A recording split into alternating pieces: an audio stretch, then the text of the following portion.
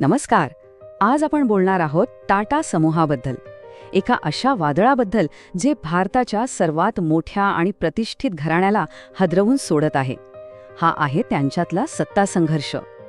रतन टाटा, जे या समूहाचे एक दिग्गज नेते होते, त्यांच्या निधनानंतर फक्त 1 वर्ष झालंय आणि एक मोठं वादळ उभं राहिलंय. आणि हे वादळ इतकं गंभीर आहे की आता भारत सरकारला यात लक्ष घालावं लागलंय. बघा, हा काही साधा कॉर्पोरेट वाद नाहीये. ही आहे नियंत्रणासाठीची लढाई. एक अशी लढाई जी टाटा समूहाचं भविष्य, त्याचं नेतृत्व आणि त्यांची जी मूळ तत्त्व आहेत त्या सगळ्यावरच प्रश्नचिन्ह निर्माण करते. चला तर मग या संघर्षाच्या मुळापर्यंत जाऊया आणि समजून घेऊया की नेमकं काय घडतंय. ओके, तर हा सगळा संघर्ष समजून घ्यायचा असेल तर आपल्याला आधी टाटा साम्राज्याची जी एक वेगळीच रचना आहे ना, ती समजून घ्यावी लागेल. सगळा खेळ 2 मुख्य घटकांभोवती फिरतो. ह्यातला पहिला घटक म्हणजे टाटा सन्स. ह्याला आपण समूहाची मदरशिप किंवा मुख्य केंद्र म्हणू शकतो. खरं तर हाच तो कार्यरत मेंदू आहे जो TCS, टाटा मोटर्स सारख्या सगळ्या कंपन्यांसाठी मोठे निर्णय घेतो, स्ट्रॅटेजी ठरवतो. पण खरी गंमत किंवा खरा ट्विस्ट इथेच आहे.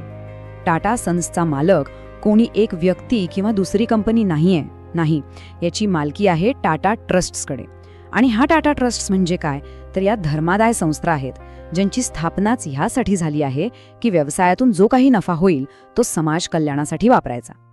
म्हणजे बघा किती इंटरेस्टिंग रचना आहे ही. टाटा सन्स कंपन्या चालवते, पण त्या कंपन्यांचे मालक आहेत टाटा ट्रस्ट्स. सोप्या भाषेत सांगायचं तर इथे व्यापार हा समाजसेवेसाठी केला जातो. हेच या रचनेचं वैशिष्ट्य आहे. आता मालकीचं गणित बघितलं ना तर सगळं चित्र स्पष्ट होतं. तब्बल 66% म्हणजे जवळजवळ 2/3 हिस्सेदारी ही एकट्या टाटा ट्रस्ट्सकडे आहे. याचा सरळ अर्थ काय, तर अंतिम अधिकार, खरा कंट्रोल हा ट्रस्ट्सच्याच हातात आहे. आणि एक गोष्ट लक्षात घ्या, सध्याचं जे संकट आहे ना ते टाटाच्या कंपन्यांमध्ये नाहीये. त्या तर चेअरमन N. चंद्रशेखरन यांच्या नेतृत्वाखाली एकदम व्यवस्थित चालल्या आहेत. खरी लढाई सुरू आहे ती मालकीच्या स्तरावर, म्हणजे टाटा ट्रस्टच्या आतमध्ये. रतन टाटांच्या जाण्यानंतर ट्रस्टींचे जे मंडळ आहे ते आता 2 गटांमध्ये विभागलं गेलंय.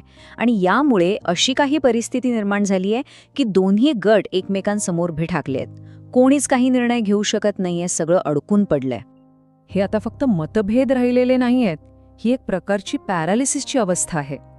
एक गट दुसऱ्यावर आरोप करतोय की ते सत्ता मिळवू पाहतायत, तर दुसरा गट म्हणतोय की आम्हाला मुद्दाम बाजूला केलं जातंय. आणि या सगळ्या आरोपांच्या गदारोळात जे महत्त्वाचे निर्णय घ्यायचे आहेत ते मात्र रखडले आहेत. आणि हेच तर मूळ दुखणं आहे. बघा, जवळजवळ 70-75 वर्ष आधी JRD टाटा आणि नंतर रतन टाटा या एकाच शक्तिशाली नेतृत्वानी सगळं स्थिर ठेवलं होतं. पण आता ती एकजूट ठेवणारी शक्तीच राहिलेली नाही. आणि त्यामुळे जे काही अंतर्गत मतभेद होते ते सगळे आता चव्हाट्यावर आले आहेत. पण थांबा, ही अंतर्गत लढाई तर फक्त सुरुवात आहे. कारण या एकाच समस्येमुळे टाटा समूहापुढे आणखी 2 मोठी आव्हानं उभी राहिली आहेत. म्हणजे टाटा समूह सध्या अक्षरशः 3 वेगवेगळ्या फ्रंटवर लढतोय. एक म्हणजे आतला सत्ता संघर्ष, दुसरा म्हणजे त्यांचा जो दुसरा सर्वात मोठा शेअरहोल्डर आहे त्याच्यासोबतचा जुना वाद, आणि तिसरा म्हणजे सरकारकडून आलेला दबाव. आता दुसरं आव्हान बघा, मिस्त्री कुटुंबाचा जो SP ग्रुप आहे त्यांच्याकडे टाटा सन्सचे 18% शेअर्स आहेत. म्हणजे कागदावर ते प्रचंड श्रीमंत आहेत, पण एका जुन्या करारामुळे ते हे शेअर्स विकू शकत नाहीत किंवा गहाण ठेवून पैसेही उधे करू शकत नाहीत. म्हणजे अक्षरशः सोनं आहे पण विकता येत नाही. आणि हा वाद अनेक वर्षांपासून आतल्या आत धुमसतोय. आणि तिसरीकडे आहे सरकारचा दबाव. रिझर्व्ह बँकेने म्हणजे RBIने टाटा सन्सला एक मोठी फायनान्शियल कंपनी म्हणून घोषित केलंय आणि त्यांना IPO आणायला सांगितलंय. पण टाटा समूह याला कडाडून विरोध करतोय. कारण त्यांचं म्हणणं आहे की जर आम्ही IPO आणला तर आमचं लक्ष समाज कल्याणावरून हटून फक्त नफा कमावण्यावर जाईल. तर मग प्रश्न असा आहे की या बोर्डरूममधल्या भांडणाने आपल्याला काय फरक पडतो? फरक पडतो कारण टाटा समूहाच्या स्थिरतेचा किंवा अस्थिरतेचा परिणाम हा अख्ख्या देशावर होतो. विचार करा, जर टाटा समूह असाच निष्क्रिय राहिला तर नवीन गुंतवणूक थांबेल. शेअर बाजारात जी अनिश्चितता येईल त्याचा फटका लाखो गुंतवणूकदारांना बसेल. आणि भारताची एक विश्वासार्ह ब्रँड म्हणून जी ओळख आहे तिलाही धक्का लागेल. इतकंच नाही तर ही गटबाजी हळूहळू कंपन्यांमध्ये पसरायचाही धोका आहे. आणि गंमत म्हणजे हे जे सगळे वाद आहेत ना, हे काही नवीन नाही आहेत. हे आधीही होते. पण JRD आणि रतन टाटा यांच्या व्यक्तिमत्वाचा दराराच इतका होता की कुणाची हिंमत झाली नाही. त्यांच्या जाण्यानं एक अशी मोठी पोकळी निर्माण झालीय जी अजूनपर्यंत तरी कोणी भरू शकलेलं नाहीये. आणि यामुळे आपण एका अशा वळणावर उभे आहोत जिथे भविष्य खूपच अनिश्चित वाटतंय. आणि एक सर्वात मोठा प्रश्न मागे उरतो की टाटा नावाचं एक मजबूत एकसंध नेतृत्व नसताना हे टाटा घराणं उभं राहू शकेल का?